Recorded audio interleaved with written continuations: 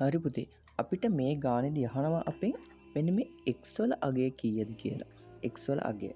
x වල අගය හොයන්න අපි දන්නවා මේකේ මෙන්න මේ AB සහ CD කියන්නේ සරල සමාන්තර රේඛා දෙකක්. ඒක මෙන්න මේ මගින් දීලා තියෙනවා. AB සමාන්තරයි CD කියලා.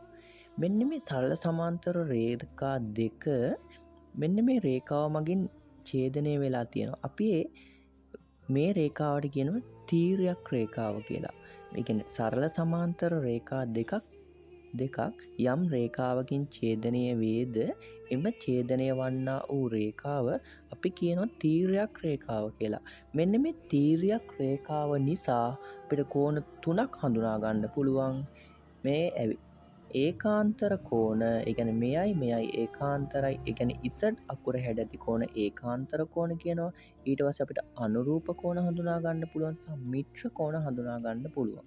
ඒ කියන්නේ යම් සරල සමාන්තර රේඛා දෙකක් යම් රේඛාවකින් ඡේදනය වූ විට කෝණ තුනක් හැදෙනවා. අනුරූප කෝණ, ඒකාන්තර කෝණ සහ මිශ්‍ර කෝණ කියලා. අපිට x තමා හොයන්න තියෙන්නේ. ඒ අනුව අපිට තවත් දත්තයක් මෙහිදී හඳුනා ගන්න පුළුවන්. මෙන්න මේ ත්‍රිකෝණයේ පාද තුනම සමානයි. මෙන්න මේ පාද තුනම සමාන නිසා අනිවාර්යයෙන්ම මේවායේ කෝණ තුනත් මෙන්න මේ ත්‍රිකෝණයේ කෝණ තුනත් සමානයි. මෙයාගේ අගය y කියලා ගත්තොත් මේ දෙන්නගේ අගයත් y.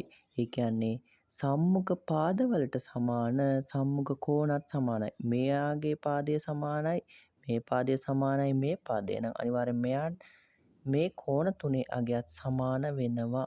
ඒ අනුව ත්‍රිකෝණයක අභ්‍යන්තර කෝණ තුනේ එකතුව පුතේ අංශක 180යි. 180 තුනෙන් බෙද්දාම අපිට අගය මෙයාගේ 60ක් විදිහට ගන්න පුළුවන්.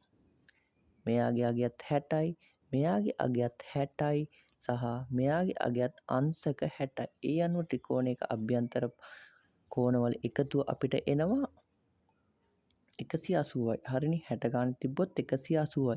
ඒ අනුව අපිට කියන්න පුළුවන් Z වල අගය පුතේ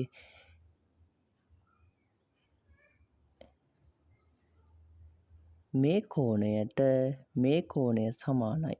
හේතුව තමා පුතා Z සහ මෙන්න මේ කෝණය කියන්නේ ඒකාන්තර කෝණ.